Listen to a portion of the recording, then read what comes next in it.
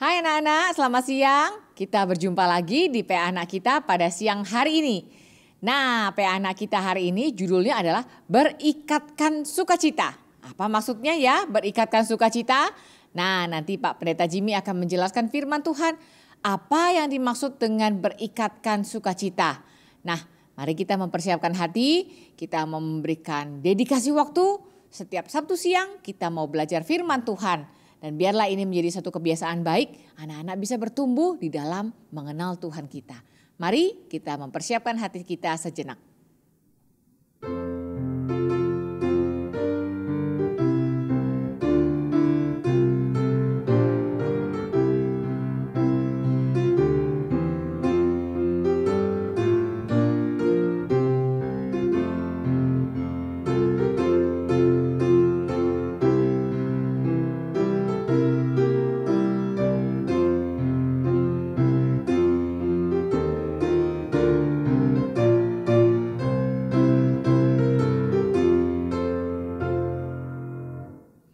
Anak-anak semua, mari kita nyanyi satu pujian yang minggu lalu kita sudah pelajari, satu lagu baru yang diciptakan oleh Ibu Vikaris Alicia Kunius. Judulnya adalah Hatiku Diubahkan.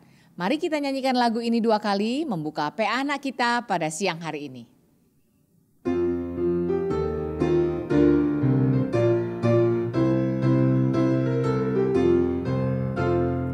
Hatiku cenderung berdosa, mendukakan hati Tuhan. Ku perlukan Roh Kudus memberi hati baru, hati yang rela taat diterangi firman-Nya, berubah dalam anugerah ku kan saksikan. Hatiku cenderung berdosa, mendukakan hati Tuhan. Ku perlukan Roh Kudus memberi hati baru, hati yang rela taat diterangi firman-Nya, berubah dalam anugerah ku kan saksikan. Mari kita berdoa bersama-sama. Bapa dalam surga, kami bersyukur karena ketika kami mendengarkan firman Tuhan, kami tahu kami adalah orang berdosa. Kami tahu kami adalah anak-anak yang masih kecil yang membutuhkan firman Tuhan. Tapi kami tidak bisa menjalankan firman-Mu sendirinya. Tetapi kami memerlukan pertolongan Roh Kudus. Kami memerlukan hati yang dirubahkan. Dan biarlah hari demi hari kami berjuang untuk taat karena kami mencintai Tuhan. Karena kami mau menyenangkan hati-Mu. Tolong kami Tuhan supaya hidup kami hari demi hari adalah anugerah Tuhan yang kami saksikan.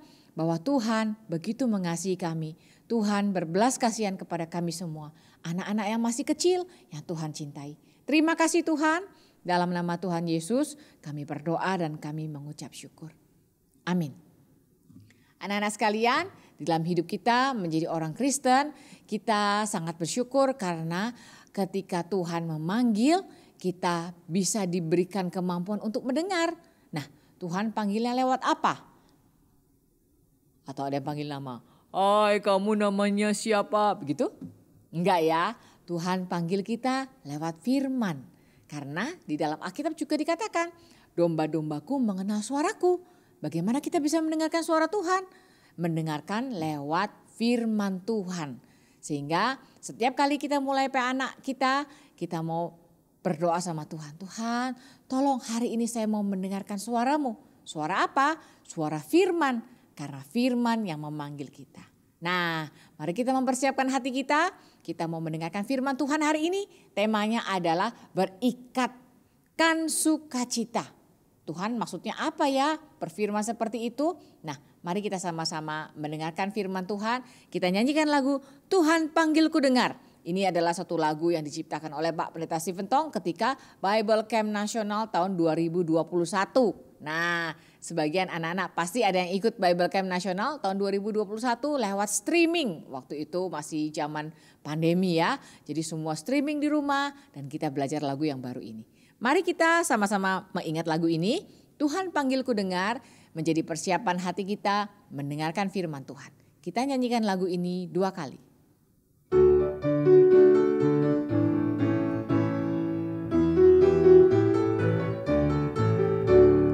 Tuhan panggilku dengar. Tuhan panggilku ikut. Tuhan panggil namaku, Tuhan pimpin hidupku. Ku mau jawab, ku mau ikut Tuhanku. Tuhan panggilku dengar. Tuhan panggilku ikut. Tuhan panggil namaku, Tuhan pimpin hidupku.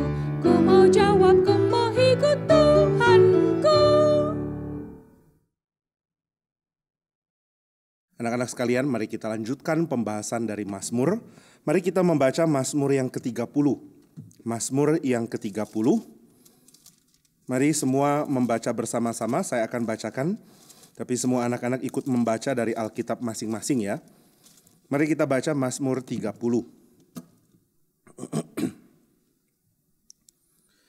Demikian firman Tuhan. Mazmur, nyanyian untuk pentahbisan bait suci dari Daud. Aku akan memuji Engkau ya Tuhan, sebab Engkau telah menarik aku ke atas dan tidak memberi musuh-musuhku bersukacita atas aku. Tuhan Allahku, kepadamu aku berteriak minta tolong, dan Engkau telah menyembuhkan aku. Tuhan, Engkau mengangkat aku dari dunia orang mati. Engkau menghidupkan aku di antara mereka yang turun ke liang kubur. Nyanyikanlah mazmur bagi Tuhan, hai orang-orang yang dikasihinya, dan persembahkanlah syukur kepada namanya yang kudus. Sebab sesaat saja ia murka, tetapi seumur hidup ia murah hati. Sepanjang malam ada tangisan, menjelang pagi terdengar sorak-sorai. Dalam kesenanganku aku berkata, aku takkan goyah untuk selama-lamanya. Tuhan, oleh karena Engkau berkenan, Engkau telah menempatkan aku di atas gunung yang kokoh. Ketika Engkau menyembunyikan wajah-Mu, aku terkejut. Kepadamu ya Tuhan aku berseru, dan kepada Tuhanku aku memohon. Apakah untungnya kalau darahku tertumpah? Kalau aku turun ke dalam lubang kubur, dapatkah debu bersyukur kepadamu dan memberitakan kesetiaan-Mu? Dengarlah Tuhan dan kasihanilah aku. Tuhan jadilah penolongku. Aku yang meratap telah Kau ubah menjadi orang yang menari-nari.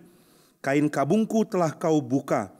Pinggangku Kau ikat dengan sukacita, supaya jiwaku menyanyikan mazmur bagi-Mu. Dan jangan berdiam diri. Tuhan Allahku, untuk selama-lamanya aku mau menyanyikan syukur bagi-Mu. Anak-anak sekalian, mari kita berdoa. Bapa di surga, kami sungguh bersyukur karena Tuhan memberkati kami dengan firman, dengan mazmur yang indah. Kami mendapatkan kekuatan dari Tuhan, kami mendapatkan berkat, kami mendapatkan segala yang kami perlu, sehingga kami mengenal Tuhan dan menyembah Tuhan. Terima kasih untuk anugerah-Mu ya Tuhan, bimbinglah kami di dalam pengertian yang benar akan firman-Mu. Pakai hamba-Mu dan sertai setiap kami. Terima kasih ya Tuhan, di dalam nama Tuhan Yesus kami berdoa dan bersyukur. Amin. Anak-anak sekalian, di dalam Mazmur 30 ada pujian yang dinyanyikan oleh Daud. Karena Daud tahu, ini Daud lihat di masa depan. Daud tahu Tuhan akan berdiam di tengah-tengah Israel. Nah, ini dia tuliskan di dalam puisi yang ada di dalam Mazmur 30 ini. Daud mengatakan di dalam ayat yang ke-7. Dalam kesenanganku aku berkata, aku takkan goyah untuk selama-lamanya. Daud tahu dia bukan cuma bicara untuk dirinya. Bukan cuma Daud, tapi seluruh umat Tuhan tidak akan goyah untuk selama-lamanya. Kenapa tidak akan goyah? Ayat yang ke-5 dan ke-6. Nyanyikanlah mazmur bagi Tuhan, hai orang-orang yang dikasihinya, dan persembahkanlah syukur kepada namanya yang kudus. Sebab sesaat saja ia murka, tetapi seumur hidup ia murah hati. Sepanjang malam ada tangisan, menjelang pagi terdengar sorak-sorai. Jadi Daud tahu, kalau keadaan sulit, ini tidak berarti selamanya akan sulit. Tuhan akan berkati sesuai dengan janjinya, termasuk untuk Israel. Kira-kira apa ya yang Daud ingin terjadi pada Israel, tapi belum terjadi pada saat itu. Satu yang dia mau, yaitu supaya ada bait suci berdiri. Daud ingin bangun bait suci yang bagus. Daud ingin pakai semua kekayaan, semua kekuatan, semua bakat, semua pengetahuan dari orang-orang paling hebat di seluruh Israel untuk membangun bait suci. Tapi waktu dia sudah mulai pikir, Tuhan tinggal di kemah suci. Tabut perjanjian ditaruh di tengah-tengah kemah suci. Aku tidak mau Tuhan hanya dinyatakan di dalam kemah suci. Aku ingin Tuhan dinyatakan di dalam rumah, bukan cuma kemah. Kenapa? Karena dulu waktu Tuhan memerintahkan Musa, bangunlah kemah suci. Waktu itu seluruh Israel pun sedang ada di kemah suci. Tapi Tuhan hadir di kemah suci. Jadi Tuhan di kemah suci, seluruh Israel berkemah. Karena Israel masih dalam perjalanan, mereka ada di padang gurun, mesti pindah-pindah tempat. Kadang di tempat yang satu, kadang di tempat yang lain, kadang mesti berangkat cepat, kadang diam agak lama. Jadi mereka tidak bisa bikin rumah. Bayangkan kalau sudah bikin rumah, lalu tiang awan bergerak. Mari maju. Wah, kok harus maju? Saya sudah bikin rumah. Saya sudah dirikan dengan batu. Nggak bisa. Maka mereka pakai kemah. Supaya ketika tiang awan pindah, seluruh Israel pun ikut berjalan. Dan waktu mereka berjalan, mereka ringkas kemah mereka. Mereka turunkan, mereka lipat, mereka bawa.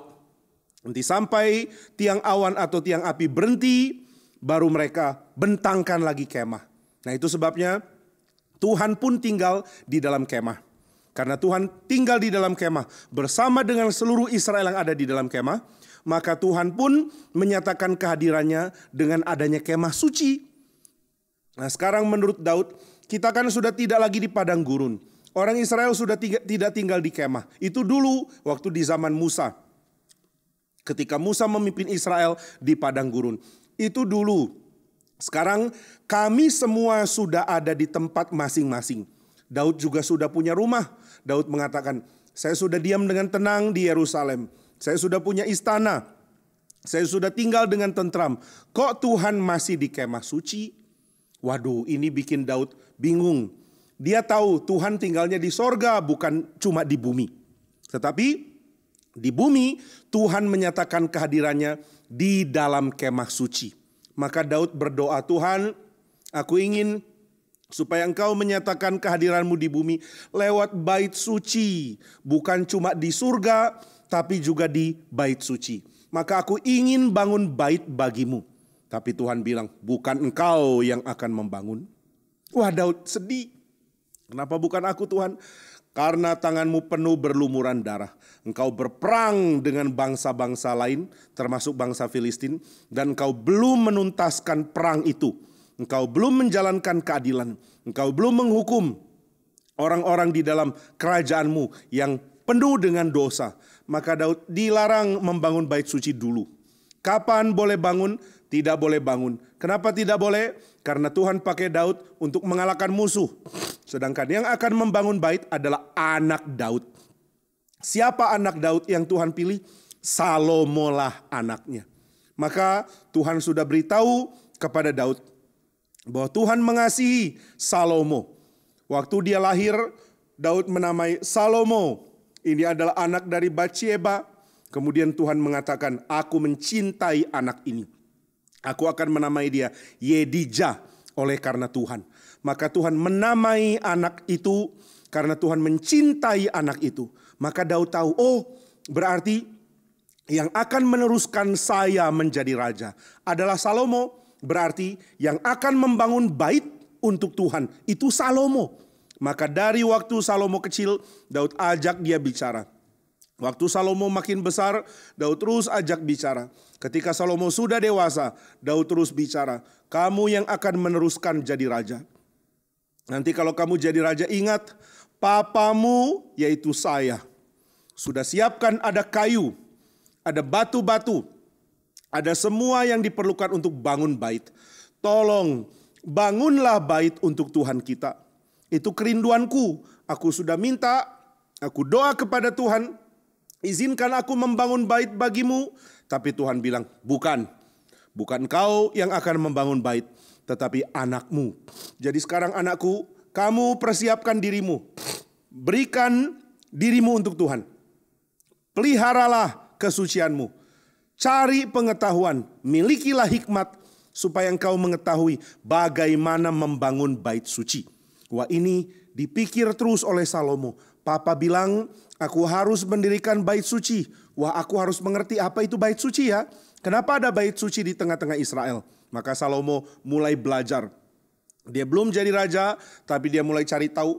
Dia baca-baca dari seluruh kitab di dalam sejarah Israel. Dia membaca kitab Keluaran. Dia membaca tulisan-tulisan di dalam sejarah Israel. Dan dia tahu Tuhan rela menyatakan diri di tengah-tengah Israel lewat sebuah kemah suci. Dan Tuhan berjanji dia akan menetap untuk selama-lamanya melalui bait sucinya. Berarti ada bait suci yang akan didirikan. Apa itu bait suci? Ini yang Salomo selidiki. Bait suci adalah tempat Tuhan menyatakan kehadirannya.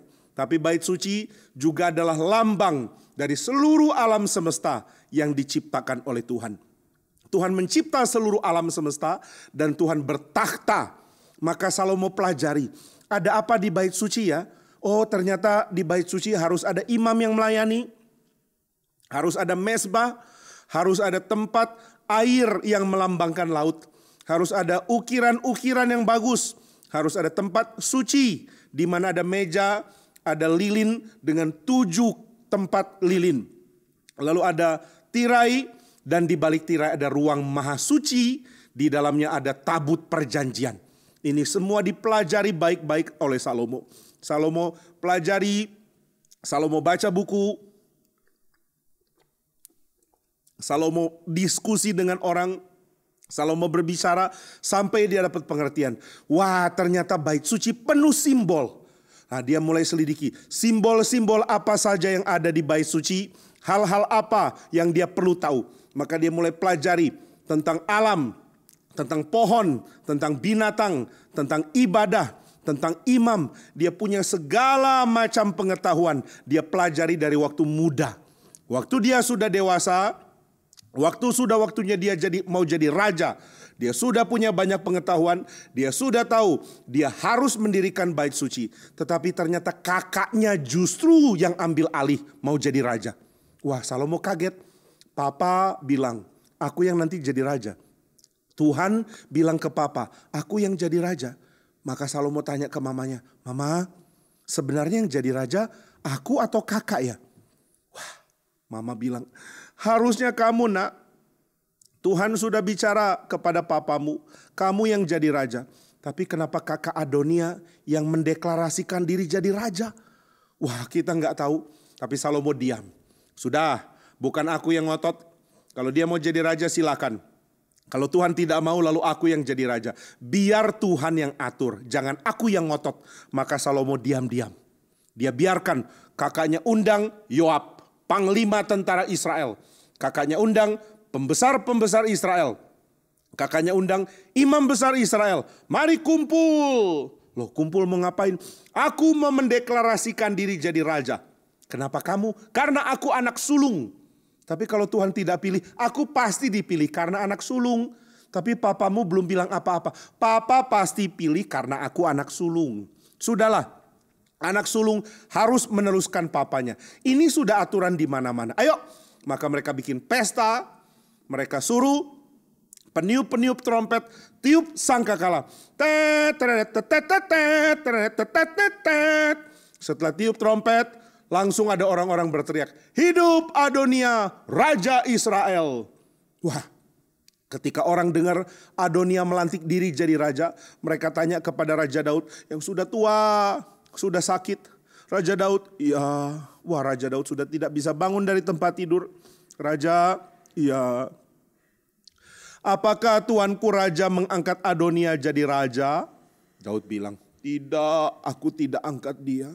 Yang jadi raja harusnya Salomo. Loh, kalau begitu Adonia melakukan pengkhianatan. Karena dia jadi raja padahal bukan dia yang harusnya jadi raja. Maka Daud mengatakan sekarang suruh Salomo naik ke atas keledai dan biar dia dilantik menjadi raja di Sion. Maka semua orang jalankan kehendaknya Daud. Salomo dilantik jadi raja dan orang-orang yang ikut pelantikan Adonia jadi takut. Wah, Adonia ternyata bukan kamu yang jadi raja. Adonia pun kaget. Loh, bukan saya ya? Saya kira saya kan anak sulung. Tapi Tuhan tidak pilih anak sulung. Waduh, aku lupa tanya Tuhan. Ternyata harus kehendak Tuhan, bukan aturan biasanya. Adonia, kamu kenapa jadi raja? Aku pikir anak sulung yang harusnya jadi raja. Tapi ya sudah, aku mau minta ampun. Tolong ampuni, jangan biarkan aku mati. Aku tidak berkhianat, aku cuma ingin jadi raja. Tapi aku tidak tahu bukan aku yang harusnya jadi raja. Salomo akhirnya dilantik jadi raja dan dia tidak mau bunuh Adonia. Dia ampuni. Ya sudah, pokoknya kalau kamu tidak mau menjadi raja lagi, kalau kamu tidak menggunakan trik untuk menjadi raja, aku ampuni kamu. Akhirnya Adonia tidak jadi mati. Untung, harusnya saya dimatiin karena saya jadi raja tetapi bukan raja yang sah. Berarti aku pengkhianat. Aku raja yang tidak resmi. Raja tidak resmi harusnya dibunuh sama raja yang resmi. Oh, untung aku tidak jadi dibunuh. Tapi aku tetap mau jadi raja loh. Jadi raja itu enak gimana ya? Nah, Salomo kan adik. Adik itu lebih lembut. Adik itu lebih gampang dibodoh-bodohin. Nah, aku mau pura-pura mau menikah sama satu anak muda perempuan yang merawat papa waktu papa sudah tua. Nah, aku mau nikah dengan dia, berarti aku nanti akan punya jabatan tinggi sebagai suami dari seorang perempuan yang pernah jadi perawat dari papa, yang pernah jadi istri dari papa. Ini ada di dalam aturan. Kalau aku menikah dengan istri dari papa, yang papa sudah mati, sekarang istrinya aku nikahi, aku bisa jadi raja. Jadi Adonia tetap mau jadi raja. Maka dia minta, bolehkah aku menikah dengan perempuan yang dulu pernah merawat papa waktu papa sudah tua. Dia dianggap istrinya papa, sekarang aku mau menikah. Nah, zaman itu raja bisa punya banyak istri. Daud ada banyak istri, Salomo ada banyak istri. Tuhan tidak suka ini, tetapi mereka melakukan itu.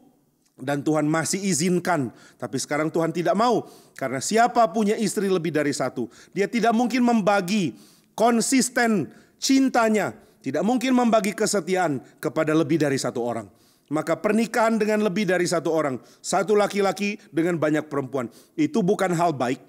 Dan Tuhan tidak suka. Tapi karena manusia sudah jatuh dalam dosa, hal-hal seperti ini tetap terjadi. Maka Daud pun punya banyak istri. Dan Adonia mau nikah sama istri yang paling muda, paling cantik. Aku mau nikah dengan dia. Nanti aku jadi punya kedudukan. Menjadi orang yang menikah dengan istri raja.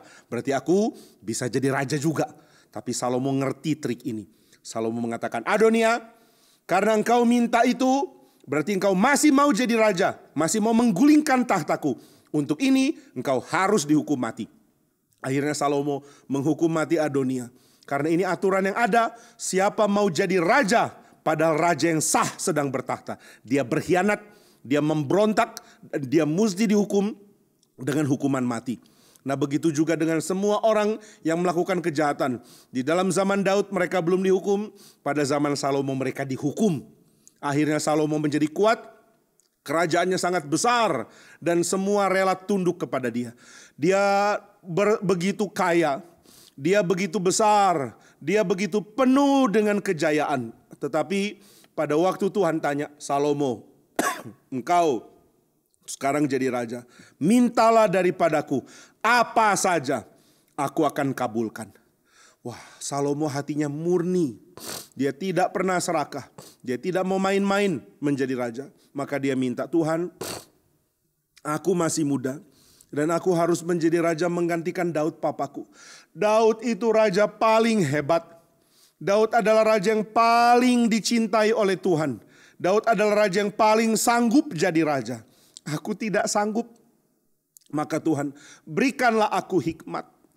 Berikan aku hikmat supaya aku bisa jadi raja yang baik. Wah, Salomo cuma minta hikmat. Maka Tuhan tahu berapa bijaksananya Salomo. Minta hikmat itu lebih penting dari minta harta. Minta hikmat lebih penting dari minta kejayaan, kekuatan berperang. Salomo minta yang paling baik.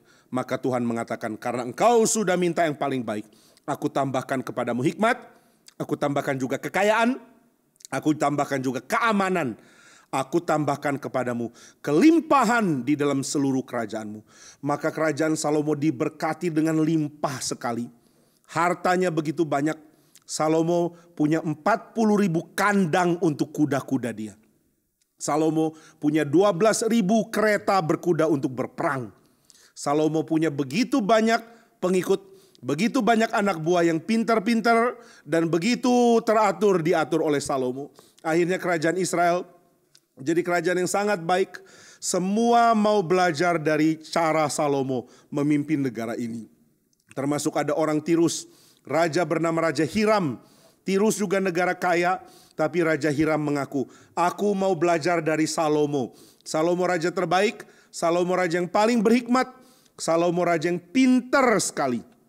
Tapi kepintaran Salomo itu dia pakai untuk mempersiapkan bait suci. Salomo mulai ambil catatan. Dia mulai belajar tentang tanaman. Kenapa ada tanaman ini? Kenapa ada tanaman jenis begini? Dia mulai bikin tulisan tentang binatang. Dia mulai bikin tulisan tentang tanah. Dia mulai bikin tulisan tentang apapun. Lalu dia mulai pikir, kenapa Tuhan menciptakan ini? Oh, karena Tuhan adalah pemilik seluruh ciptaan. Tuhan adalah raja yang menguasai seluruh ciptaan. Dialah yang mengatur segala sesuatu. Berarti Tuhan begitu besar hikmatnya. Karena begitu besar hikmat Tuhan, maka seluruh alam jadi begitu bagus, begitu indah, begitu penting untuk diselidiki. Akhirnya Salomo punya begitu banyak pengetahuan. Setelah pengetahuan dia begitu berlimpah, dia mulai disiapkan oleh Tuhan untuk membangun bait suci. Nah, maka Salomo pelajari sejarah Israel. Ternyata Israel bangsa yang beda dari bangsa lain. Bedanya di mana? Karena Israel adalah bangsa pilihan Tuhan. Tuhan mau berdiam di tengah-tengah Israel. Tuhan mau pimpin Israel menjadi umatnya. Wah, kalau begini, Israel adalah negara yang baik, bangsa yang hebat, bukan karena bangsa itu kaya, bukan karena bangsa itu ada pemimpin yang pintar, bukan karena bangsa itu ada banyak orang-orang hebat, bukan. Tapi Israel menjadi penting karena Tuhan mau tinggal di tengah-tengah mereka. Wah, ini bikin Salomo sadar. Tuhan mau tinggal di tengah-tengah Israel. Padahal Tuhan itu pencipta sorga. Tuhan juga pencipta seluruh bumi. Kalau Tuhan pencipta seluruh sorga, Tuhan juga pencipta seluruh bumi. Kenapa dia mau tinggal di tengah-tengah Israel? Israel negara kecil yang tidak ada artinya. Tapi Tuhan rela lakukan itu karena Israel akan jadi umat yang akan mewartakan nama Tuhan. Yang akan menyebarkan pengenalan akan Tuhan. Maka Tuhan mau tinggal di tengah-tengah Israel.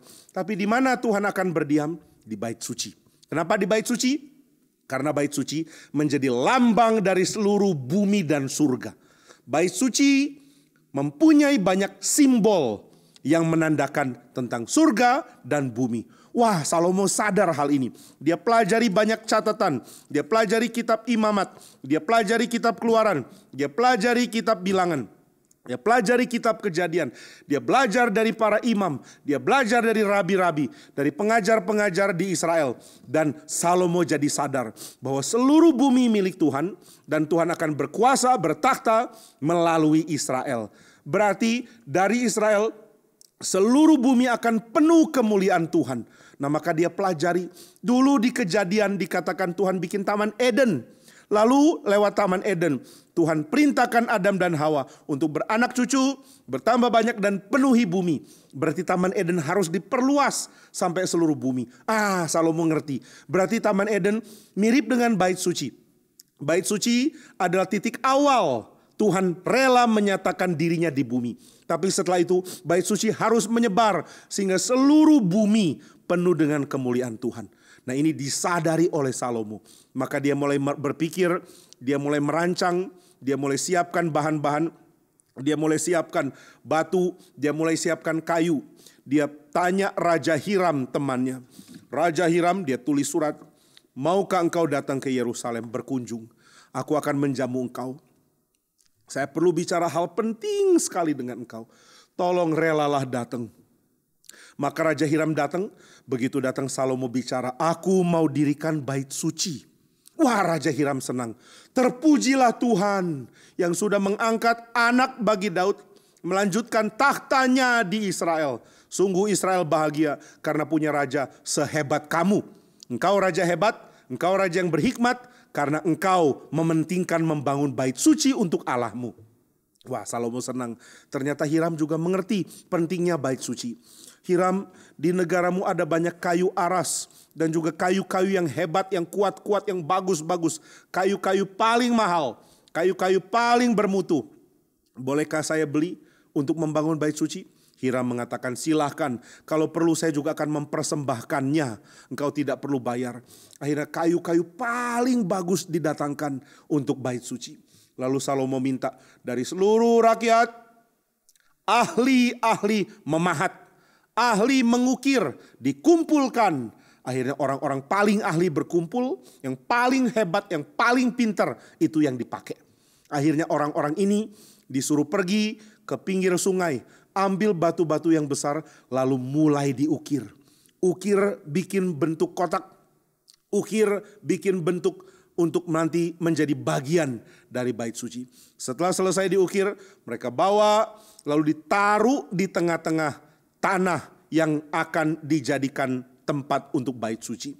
Akhirnya pelan-pelan bait suci mulai jadi dan Salomo minta, jangan ada yang mengukir batu di dalam tempat bait suci. Kenapa? Karena batu yang diukir kadang-kadang bikin orang berpikir ini adalah berhala. Kita tidak mau bikin orang salah mengerti. Maka jangan ada yang mengukir apapun di tempat bait suci. Semua ukiran harus dilakukan di sungai. Bawa sudah jadi, baru ditaruh di sini. Akhirnya tempat itu dibangun dengan bersih sekali. Ada bunyi keras? Tidak. Ada bunyi orang sedang memahat, tok, tok, tok? Nggak ada. Ada bunyi orang menggergaji, grek, grok, grek, grok? Nggak ada. Semua dilakukan di luar. Waktu bangun di dalam, rapi, bagus, dan begitu indah. Akhirnya bait suci itu jadi. Salomo membangun selama 7 tahun. Kenapa mesti 7 tahun? Karena ini adalah angka yang sama dengan kisah penciptaan. Penciptaan diciptakan Tuhan 7 hari. Maka Salomo membangun bait suci yang jadi lambang dari ciptaan Tuhan di dalam waktu 7. Meskipun bukan hari, tapi tahun. Maka tahun ke-7 bait suci selesai, Salomo senang sekali. Dia ingat pesan papanya dulu. Nah, kamu bangun bait suci ya, pakai segala kepintaranmu untuk bangun bait suci. Kalau bait suci sudah terbangun, papa akan senang. Maka Salomo ingin memuji Tuhan. Kalau bait suci sudah jadi, saya memuji Tuhan pakai lagu apa ya? Dia cari dari tulisan papanya. Dari puisi, dari lagu-lagu yang dikarang papanya. Akhirnya dia temukan Mazmur 30 ini. Wah, Daud menulis kalimat yang indah sekali. Aku memuji engkau, Tuhan Allahmu, Tuhan Allahku. Kepadamu aku berteriak minta tolong. Engkau menghidupkan aku. Nyanyilah mazmur bagi Tuhan, hai orang-orang yang dikasihinya. Aku akan bersuka cita untuk selama-lamanya. Kepadamu ya Tuhan aku berseru, kepadamu aku memohon. Dengarlah Tuhan, jadilah penolongku. Tuhan adalah Allah bagi selama-lamanya, sampai selama-lamanya. Jiwaku menyanyikan mazmur bagimu. Tuhan Allahku, aku mau menyanyikan syukur bagimu. Pinggangku kau ikat dengan sukacita. Aku yang tadinya meratap, telah engkau ubah menjadi orang yang menari-nari. Engkau sudah mengikat hatiku dengan sukacita. Wah, ini bagus sekali. Maka Salomo mau pakai. Ini aja pujian dari papa. Ini bisa jadi pujian yang juga menyenangkan Tuhan. Dinyanyikan di bait suci yang sekarang sudah berdiri. Tuhan, terima kasih Tuhan mau hadir di tengah-tengah Israel. Terima kasih karena Tuhan mau mengikat kami untuk memuji Tuhan. Kami diikat dengan sukacita. Berikatkan sukacita memuji Tuhan karena Tuhan rela hadir. Maka ketika bait suci jadi, Salomo minta lagu ini dinyatakan, dinyanyikan. Setelah itu dia pimpin doa. Dia doanya pun bagus sekali. Salomo berdoa, Tuhan, Engkau yang berdiam di langit, bahkan langit yang di atas segala langit. Seluruh langit tidak sanggup menampung Engkau. Apalagi rumah yang aku buat. Ini rumah yang kecil. Ini tempat yang tidak mungkin menampung Tuhan. Tapi Tuhan rela hadir meskipun tempat ini tidak layak bagimu. Nah, ini yang Salomo nyatakan. Maka dia berdoa, Tuhan, kalau orang Israel pernah jatuh dalam dosa, lalu ingat kepadamu dan beribadah di bait suci ini. Tolong ampuni, kasihani, dengarlah doa yang dipanjatkan di bait suci ini. Salomo bersuka cita bersama seluruh Israel. Pada hari itu dia mempersembahkan ribuan korban bagi Tuhan. Dan seluruh Israel bersuka cita bersama-sama dengan dia. Mirip dengan yang dinyatakan Daud. Tuhan, Engkau mengikat pinggangku dengan sukacita. Engkau membuat aku senang. Engkau membuat aku penuh dengan bahagia. Nah anak-anak, biar kita jadi orang Kristen yang penuh sukacita. Jangan kalah oleh segala hal yang membuat kita lupa Tuhan. Begitu kita ingat Tuhan, mari bersukacita. Karena Tuhan mau tinggal bersama dengan kita. Tuhan mau menyatakan kehadirannya untuk kita. Tuhan mau memberikan dirinya untuk kita. Maka bait suci adalah tempat di mana Tuhan rela menyatakan diri. Tapi apakah bait suci selama-lamanya akan jadi bangunan yang dibangun oleh Salomo? Salomo tahu bangunan bait suci bukan yang paling penting. Maka ketika bait suci sudah jadi, Salomo mengatakan, ya Tuhan, Engkaulah yang penting, bukan bait suci ini. Suatu saat nanti Tuhan akan hadir dengan cara yang beda, dengan cara yang tidak sama dengan bait suci ini. Nah ini Salomo ketahui, dan akhirnya ketika Tuhan Yesus datang, Tuhan Yesuslah yang menggenapi bait suci. Tuhan Yesuslah bait suci yang sejati. Di mana kehadiran Tuhan bukan di bangunan yang dibangun Salomo lagi, tapi di dalam diri Tuhan Yesus. Lalu Tuhan rela mati bagi kita. Bait suci itu terpecah bagi kita. Lalu dia mati, dia bangkit dan dia naik ke sorga. Maka kita semua menjadi orang yang diselamatkan di dalam Tuhan Yesus. Karena kita beriman kepada dia. Karena dia adalah bait suci sejati. Waktu kita beriman kepada dia, kita pun jadi bagian dari bait suci. Maka Petrus mengatakan di dalam suratnya, kamu adalah batu sama seperti saya. Batu yang dipakai untuk membangun bangunan bait suci. Wah, berarti bait suci di mana sekarang? Bait suci adalah Yesus dan kita, karena kita beriman kepada dia. Kita adalah bait suci. Di mana orang Kristen berkumpul, di situ Tuhan hadir. Nah inilah penggenapan bait suci. Di perjanjian lama, bait suci adalah rumah yang didirikan Salomo. Di dalam perjanjian baru, bait suci bukan lagi rumah itu, tetapi kita semua yang sudah percaya kepada Tuhan Yesus. Kiranya anak-anak sekalian makin bersuka cita, karena Tuhan rela hadir di tengah dunia lewat kita, lewat sesama orang Kristen. Kiranya Tuhan pimpin dan memberikan kita sukacita sejati. Biar kita doa sama-sama dengan Daud. Tuhan, ikatlah pinggangku dengan sukacita. Aku tidak mau hidup dengan penuh duka, dengan penuh kesedihan. Aku mau hidup memuji Tuhan, bersukacita. Karena Tuhan rela hadir. Tuhan rela menjadi teman. Tuhan rela menjadi yang mengasihi. Tuhan rela menjadi bapa yang mencintai anak-anaknya. Tuhan rela menjadi juru selamat yang berkorban bagi kita. Dan Tuhan rela menjadi yang mengambil semua duka cita kita dan menggantinya dengan kesenangan yang sempurna. Puji Tuhan karena Tuhan rela hadir memberikan sukacita yang sejati. Mari kita berdoa. Bapa di surga, kami bersyukur karena Tuhan rela menyatakan diri-Mu. Tuhan rela hadir dan Tuhan rela mengganti segala duka cita kami dengan sukacita. Inilah yang kami rindu untuk ketahui. Bahwa Tuhan mau ada di tengah-tengah kami dan kami mau belajar bersukacita. Kami tidak mau bersukacita hanya untuk hal-hal remeh. Seperti kalau kami naik kelas atau kami dapat uang atau apapun yang kecil. Meskipun itu membuat kami senang. Tapi kami tidak mau menjadikan itu sukacita sejati kami. Sukacita sejati kami adalah Tuhan yang rela hadir. Kami bersyukur karena kami sudah percaya kepada Tuhan Yesus. Tuhan Yesuslah yang menyatakan kehadiran Allah di tengah-tengah dunia. Dan kami sudah percaya kepada dia.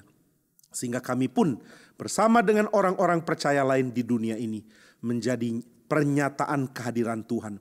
Tuhan hadir di bumi melalui umat-Mu, yaitu kami semua.